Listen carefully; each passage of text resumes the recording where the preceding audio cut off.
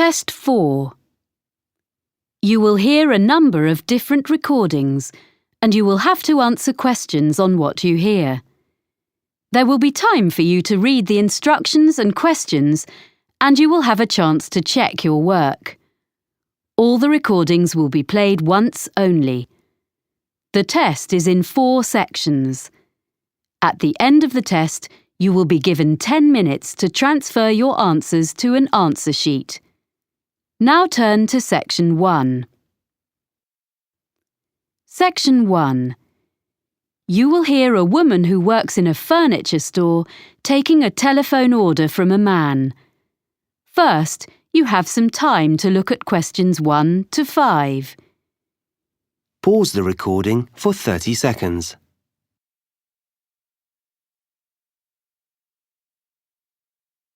You will see that there is an example that has been done for you. On this occasion only, the conversation relating to this will be played first. Good afternoon, Megaquip. This is Sally speaking. How may I help you? Oh, hello. I'd like to order some items from your catalogue. Yes, are you an existing customer? No, I've only just moved here from South Africa, but I picked up your winter catalogue in the city centre yesterday. Fine. The winter catalogue is our current one. As you're a new customer, I need to take a few details from you. The customer is using the winter catalogue, so winter has been written in the space. Now we shall begin. You should answer the questions as you listen, because you will not hear the recording a second time. Listen carefully and answer questions 1 to 5. Good afternoon, Megaquip. This is Sally speaking. How may I help you? Oh, hello. I'd like to order some items from your catalogue. Yes, are you an existing customer? No, I've only just moved here from South Africa, but I picked up your winter catalogue in the city centre yesterday. Fine. The winter catalogue is our current one. As you're a new customer, I need to take a few details from you. Sure. Your name is? Oscar Greening. That's Oscar with a K. Oskar? Yes. Greening. And your address? York Terrace. Here in the city? Yes. What number? It's a flat, number 52C. C. Got that. And would that be the same address for delivery? No, actually, I'm out all day, but my neighbour can take delivery at number 5 York Avenue.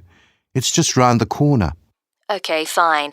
Number 5. I've got that. And will you be paying by debit card or credit card? Well, I don't have any cards yet. I'll have some shortly, but I want these things this week, if possible. Could I come to the store and pay cash in advance? Well, I guess so. I'll make a note. I'm afraid that payment method doesn't entitle you to a discount. No, I didn't expect one for that. But what about my address? It says on the cover of the catalogue... Oh, yes, you're right. Of course, York Terrace is within the city, so you get free delivery and 5% discount on your order. Oh, good.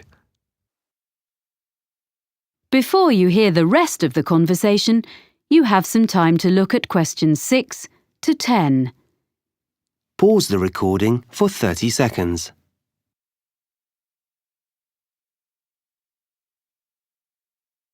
Now listen and answer questions 6 to 10.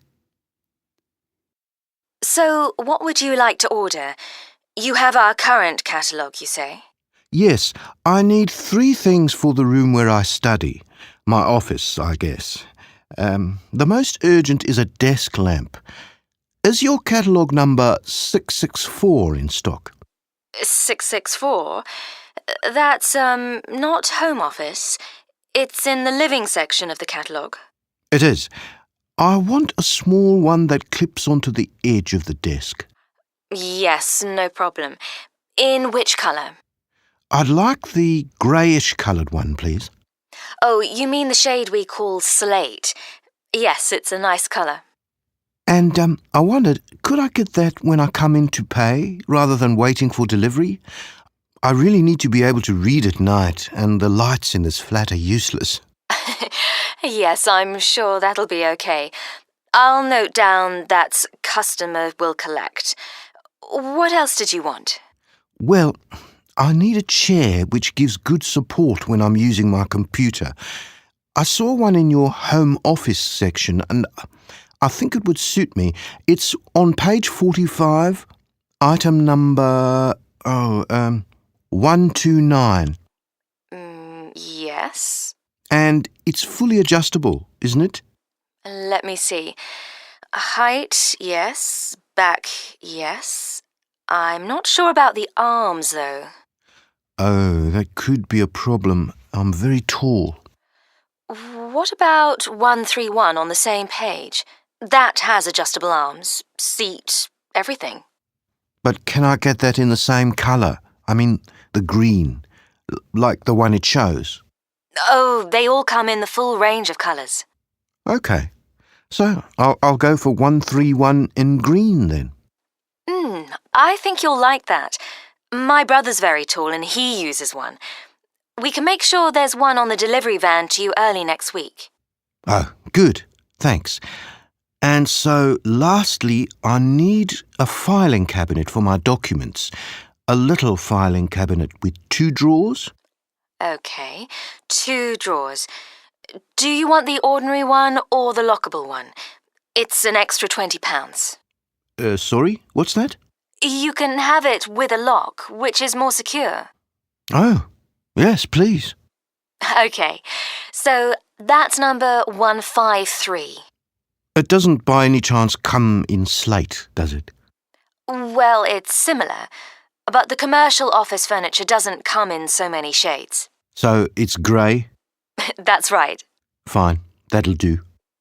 Now, about delivery, the 2 items will probably come at different times, as we have the chair in stock here, so our van will bring it, as I said. The filing cabinet will be coming direct from London, so today is the 29th of September. Say not more than 4 days. That'll be delivered on or before the 3rd of October. You'll have them both within 4 days. That's fine. I'll drop in tomorrow morning to pay and get the lamp. Thanks for all your help. Thank you for your order. Let me know if we can do anything else for you. Thank you. I will. Bye. Bye. That is the end of section 1. You now have half a minute to check your answers. Pause the recording for 30 seconds.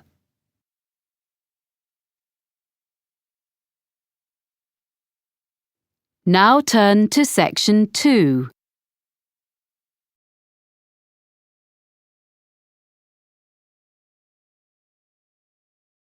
Part 2. You will hear a training manager giving a talk to a group of senior staff from a hotel chain about the problem of high staff turnover. First, you have some time to look at questions 11 to 14.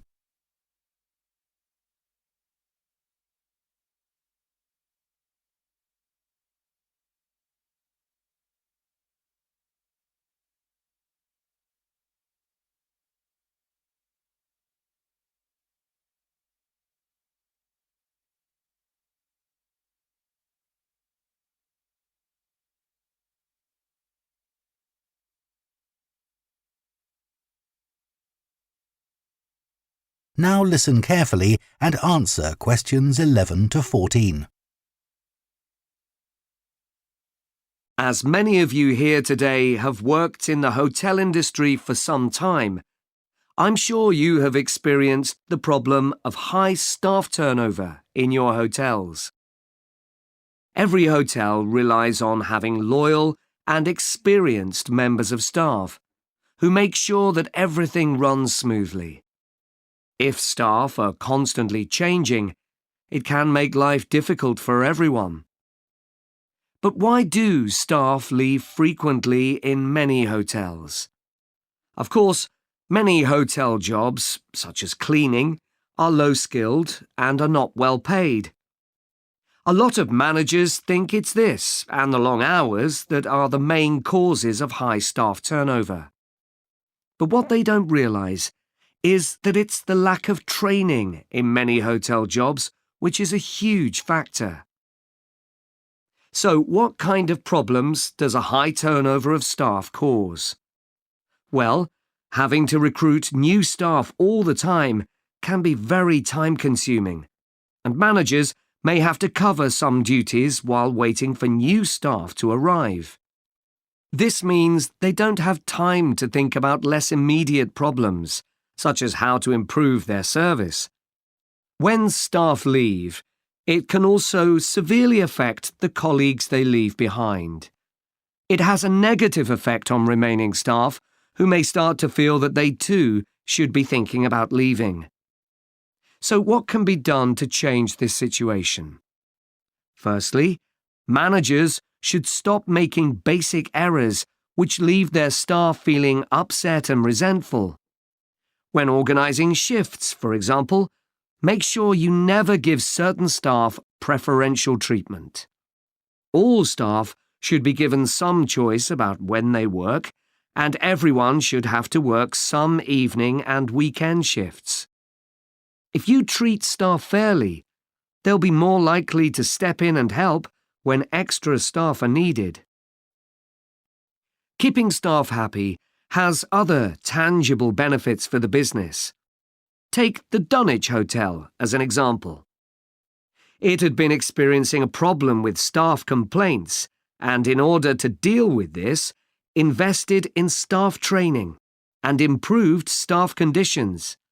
Not only did the level of complaints fall, but they also noticed a significant increase in the amount each customer spent during their stay. They have now introduced a customer loyalty scheme, which is going really well. Before you hear the rest of the talk, you have some time to look at questions 15 to 20.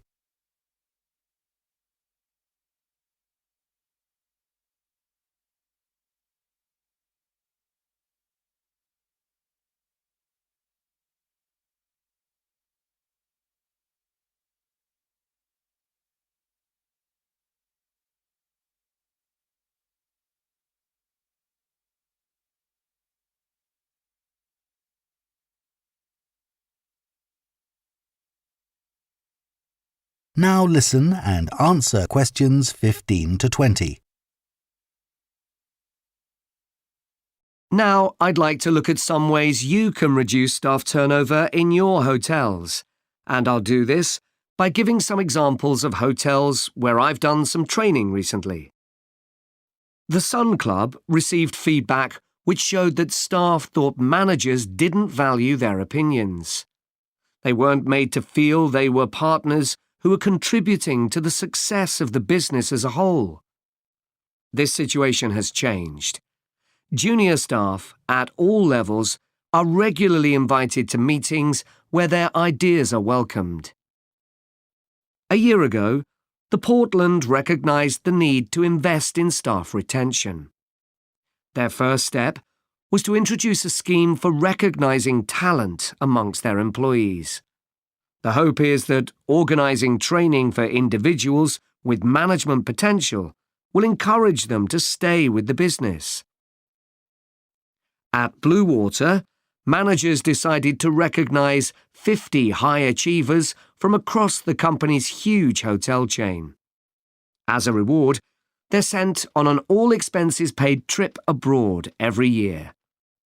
Fun is an important element in the trips, but there's also the opportunity to learn something useful. This year's trip included a visit to a brewery, where staff learned about the new beer that would be served in the hotel. Pentlow Hotels identified that retention of junior reception staff was an issue. In order to encourage them to see that working in a hotel could be worthwhile and rewarding with good prospects, They introduced a management program. These staff were given additional responsibilities and the chance to work in various roles in the hotel. Green Planet wanted to be seen as a caring employer. To make life easier for staff, many of whom had childcare responsibilities, the hotel began issuing vouchers to help cover the cost of childcare. Louise Marsh at the Amesbury has one of the best staff retention rates in the business. Since she joined the company, she's made a huge effort to achieve this by creating a cooperative and supportive environment. For her, the staff are part of a large family where everyone is valued. OK, now I'd like to move...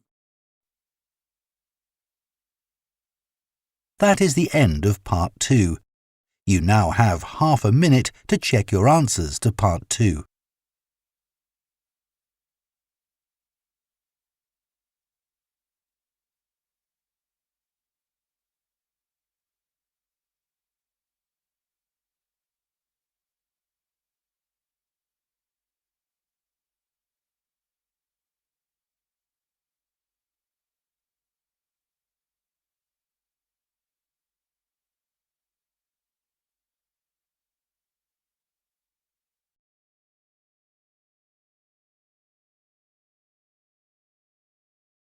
Section 3. In this section, you will hear a discussion between a male interviewer and a woman who is the manager of a major bookstore. First, look at questions 21 to 24.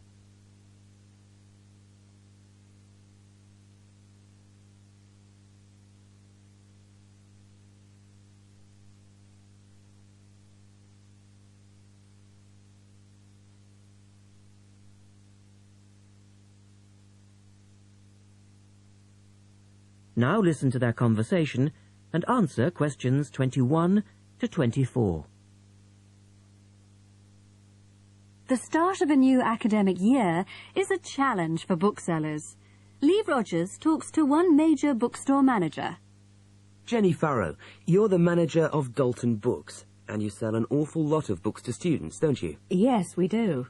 How do you manage to make sure that you're going to have the books students need when all the new courses begin? Basically, we make preparations long before they arrive. Like all other major book retailers, we have a database of information, and using that, we contact course conveners in May and ask them to send us their book lists. How many books are we talking about? For one course? Yes, as an example. An average course requires about 30 books. We ask lecturers to indicate whether a book is what we call essential reading. You know, the students simply have to get it, or whether it's what they would term recommended reading, or whether it's just a supplementary text that they tend to refer to as background reading. What about predicted buyers? It's not a perfect system, unfortunately. If a lecturer tells us that he expects us to sell 100 copies of a book, we know that we could actually sell anything from 50 to 150. That's why in practice, when it comes to ordering, it's a lot safer to go by the previous year's sales figures, if that's possible, of course, if we've sold the book before. We also build other factors into the equation, including the type of course that the books are for, the student's year group, and a measure of our own judgment. And these criteria make a fairly accurate guide? As accurate as we can be, yes. Look at questions 25 to 30.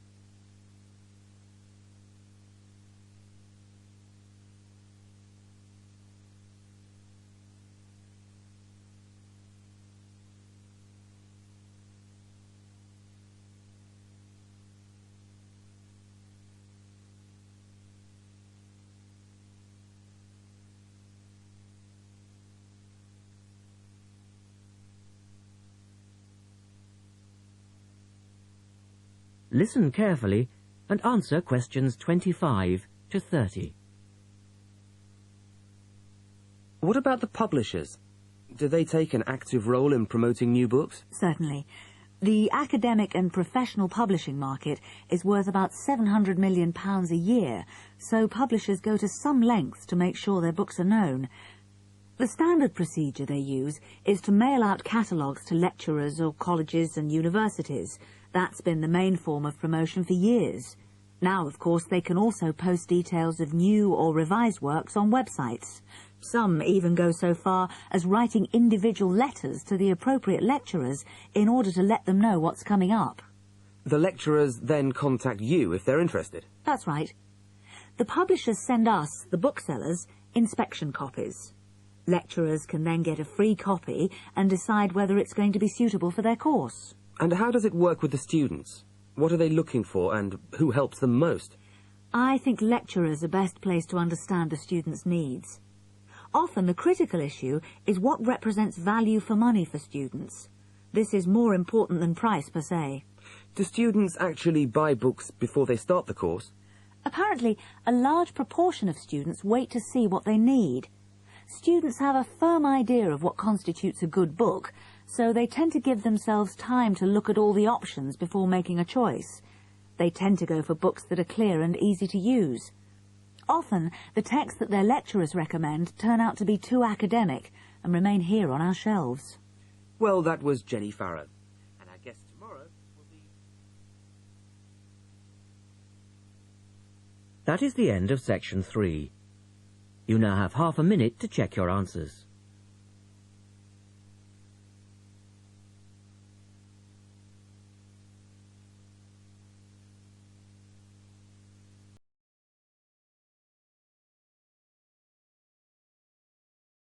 Section 4.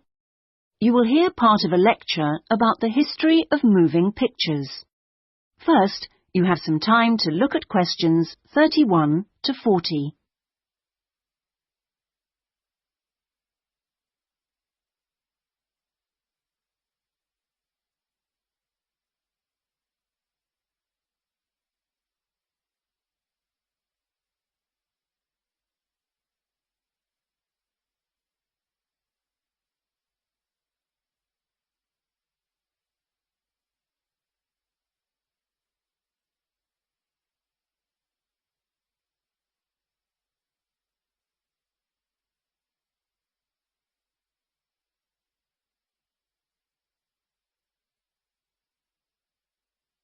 Now listen carefully and answer questions 31 to 40. Many believe that the story first began in America in 1877, when two friends were arguing over whether a horse ever had all 4 feet, or hooves, off the ground when it galloped. To settle the bet, a photographer was asked to photograph a horse galloping, and the bet was settled because you could see that all the hooves were off the ground in some of the photos. What was even more interesting was that if the photos were shown in quick succession, the horse looked like it was running. In other words, moving pictures. The person who became interested in taking the moving pictures to its next step was the famous American inventor Thomas Edison. Actually, he didn't do the work himself, but rather asked a young Scotsman in his employ to design a system, which he did. Now, this young fellow was clever, because the first thing he did was study other systems, primitive as they were, of moving pictures, and then put all the existing technologies together to make the first entire motion picture system. He designed a camera, a projection device, and the film. The system was first shown in New York in 1894 and was really very popular. Apparently, people lined up around the block to see the wonderful new invention. There were, however, a couple of problems with the system. The camera weighed over 200 kilograms, and only one person at a time could see the film. Well now, news of the new system in America traveled fast, and a number of rival European systems started to appear once people had heard about it. The single problem with all the systems was they couldn't really project the film onto a screen, so more than one person could see it. Then, in 1895, 3 systems were all developed, more or less at the same time and independently of each other. I guess the most famous of these was by the Lumière brothers from France, and they called their system the cinematograph, which of course is where the word cinema comes from. There were also 2 brothers in Germany who developed a successful system, and they called it a bioscope. Well, now once the problem of projection had been solved, the next challenge for the inventors was to make the films longer and more interesting. A continuing problem at the time was that the films had a tendency to break when they were being played, a problem which was caused by the tension between the 2 wheels, or reels as they are called, which hold the film. Now, this problem was solved by 2 American brothers. They developed the Lantham loop, which was the simple addition of a 3rd reel between the 2 main reels. And this took all the tension away, with the result that the film stopped snapping.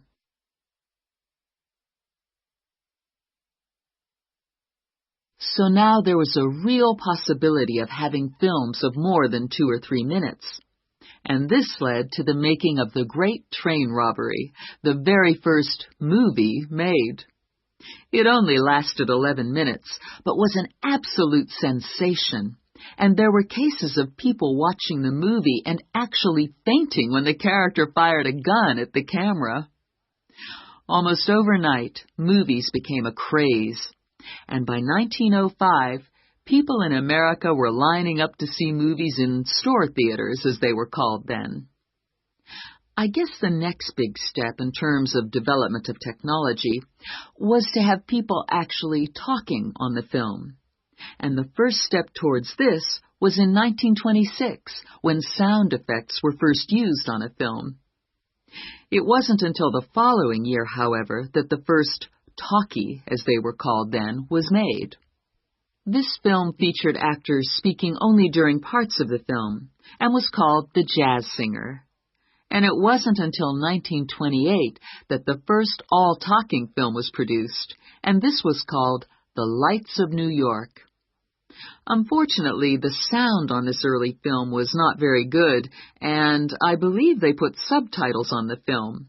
That is, they printed the dialogue along the bottom of the film to compensate for this poor sound quality. Now, with the addition of sound, moving pictures became far more difficult to make. That is the end of section 4.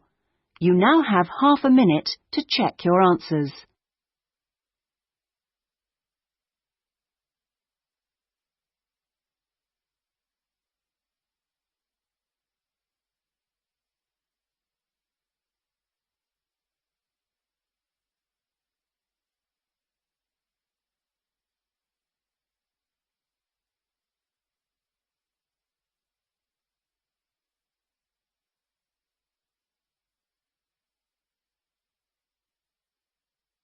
That is the end of the listening test.